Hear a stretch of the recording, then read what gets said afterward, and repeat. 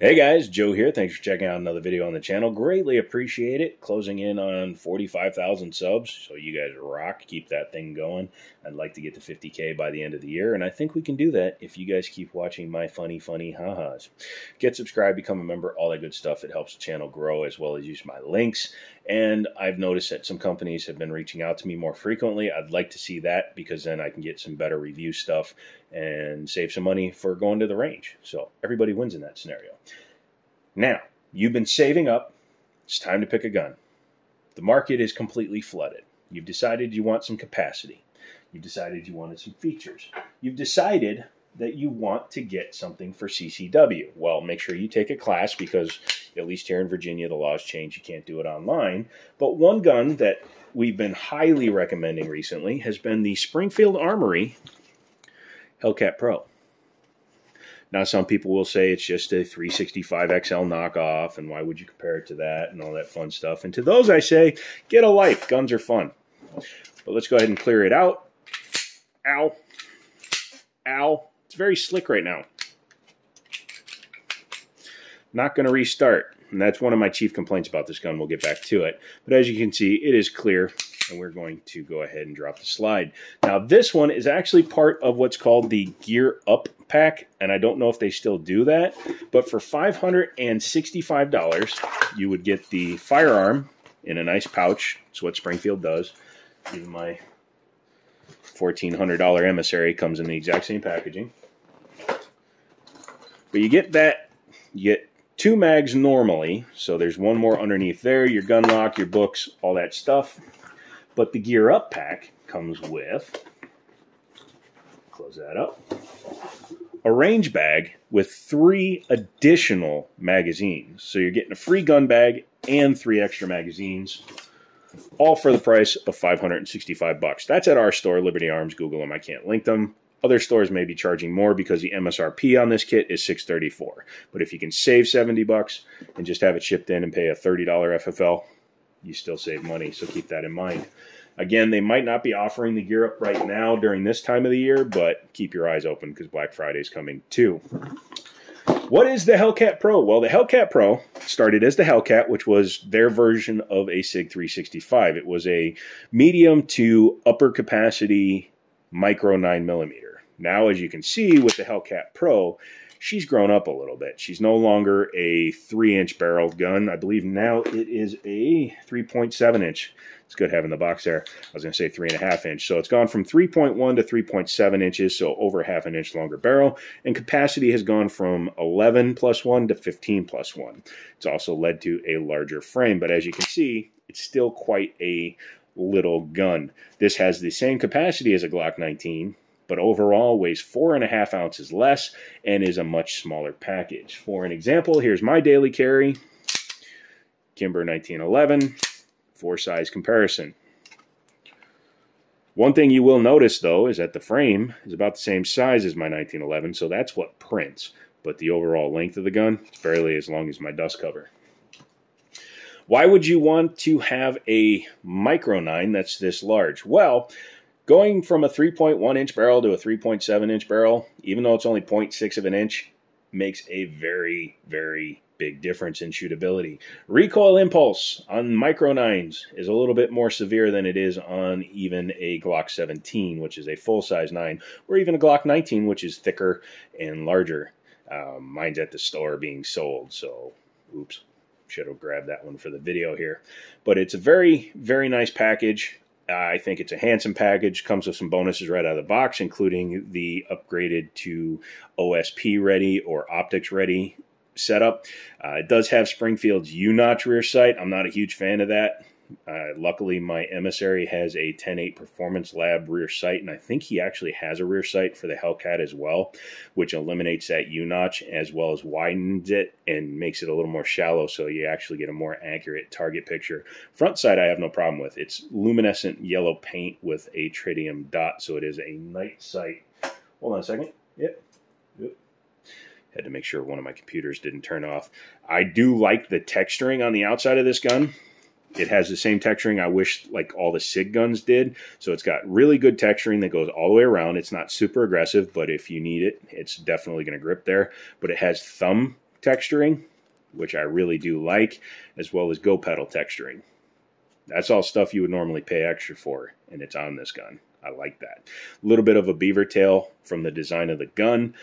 If you have super generous proportioned hands, aka uber fat hands, cake hands, whatever you want to put it, you could still get slide bite, but it should be mitigated.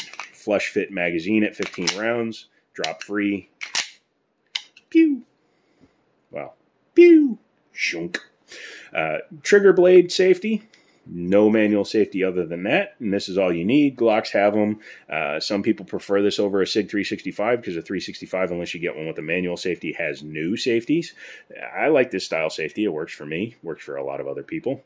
So you have to depress the blade, and then you get a full trigger pull.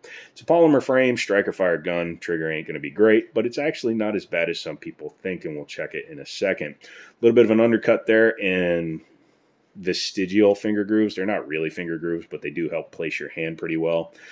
Flat front here with no texturing. They should have put a little bit there just in case you like to run there, or a little bit under there for a little bit of extra grip. 2-slot pick rail on there. You can put lights, lasers, bazookas. For our example today, we're just going to use my Olight home light. You can obviously adjust. So once you've done that, there you go. There's your home light. You can get a holster that it works with, and then you're good to go. Look at that delay between turning off in the video. Anyway, take that back off. Very nice there. And again, micro red dot cut up top, so you can do that while retaining your rear sight, which is good to see. Let's talk trigger pull. Again, not bad for what it is. Just kind of pull straight through. A little less junky than like a Glock. You have about a ½ inch of take up, which is a little long for a carry piece. And then the brake is right there. It's not bad. I do apologize. I'm apparently coming down with something, and I can't breathe without coughing again. And no, it's not COVID. Let's go ahead and try the trigger. No grip safety, so I don't have to pull it as weird. I'm using just a cheap Chinese one, but if you do enough pulls, it averages out the same way. Making sure you get the trigger pull guard down. 6.4. Let's try that again.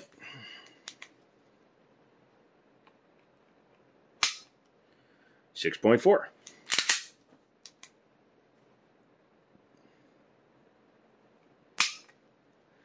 .4. You know what? I'm going to pull a little weird just to see if it changes it at all. Yeah, okay. I was worried the gauge was stuck. But let's pull it one more time. Let's actually pull it like you'd be pulling it in action.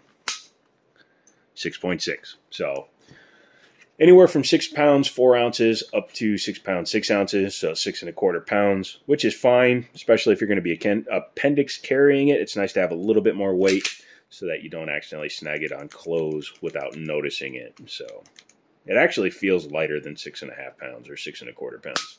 It actually feels like 5½ pounds. But I know that that gauge is actually accurate. So what do you say we take the top off? In order to do that, go ahead and safety check it, even though I've been pulling the trigger a bunch. A lot of people are like, wah, wah. These are made in Croatia. So don't say, oh, I'm going to buy Springfield because it's an American company. Well, the company might be, but 90% of their guns are made in Croatia now. The Hellcat, the Hellion, the XDM series, all those are Croatian. I was going to say Croatian guns. And it seems to be a pretty fine firearm, so don't knock it until you buy one. Double nested spring, so your first recoil spring is the softer spring, and once that compresses down a certain point, it actually compresses the second spring, so you have a better deceleration for a better impulse feel. Standard style barrel, standard style tilting lockup, and as you can see, very much your normal everyday gun. A little bit of lightning material coming out there, or they took some material out of there, probably because they took material here, so they wanted to balance the slide a little bit. Slide weight affects its functionality, so if you take too much out of one side but not the other, it may not cycle correctly. That's why you can only use micro red dots on PMR 30s, because they're too heavy otherwise. Drop safety right there, striker tube right there. Very simple, very standard, very well made actually. Inside here, there's your fire control group with a couple of rails there. Takedown lever there. Drop safety there. And just your release there for your striker. Not bad. Reassembly is the opposite of disassembly. Get your barrel all twisted up in there. Take your spring. Make sure the barrel sits where it's supposed to while you're re-engaging the spring. There you go. Make sure the spring is parallel to the slide, otherwise it could bind up when you reassemble it. Make sure your lever is in the up position. Take your slide and your frame, bait them back together, and there you go. One thing I neglected to come back to is the slide serrations. They are not deep enough for me. I mean, if I do the crab grip, front grip, I can get that no problem. Press check no problem, because the grooves actually smooth out as you come down the side of the slide, which makes no sense to me. Should be the other way around. But yeah, overhand like that, you can slip off if you don't have good hand strength, which I don't. So a little bit of a detriment if you're nervily damaged like I am. But $565, range bag, gun bag that it comes in, 5 total magazines, and an optics ready gun. Is that hard to beat? Yes. What do you guys think about it? Let me know. I haven't actually owned one of these. I've shot Daniel's 365 XL and his X-Comp, but I have not shot a Hellcat Pro. I know that a gentleman that came into the store and bought the new X-Comp was trading in his Hellcat Pro, so I'll have to maybe see about getting that from him for an extended review. If I do that, I'll let you know, but down in the comments, let me know what you guys think when you run your gun. Is it reliable, not reliable? Do you wish they made some other changes? What would you do to the gun, etc.? Come back for another video. Really appreciate it. If I do wind up sick, I'll wind up putting up a post about it. Come back for another video. Come back for some range stuff, and hopefully we can do more of that going into 2023. My name is Joe. We're the Jiminy Show, and we will see you in the next one. That's not my outro. That's Markiplier's. I will see you. I don't know what the hell my outro is. Bye-bye.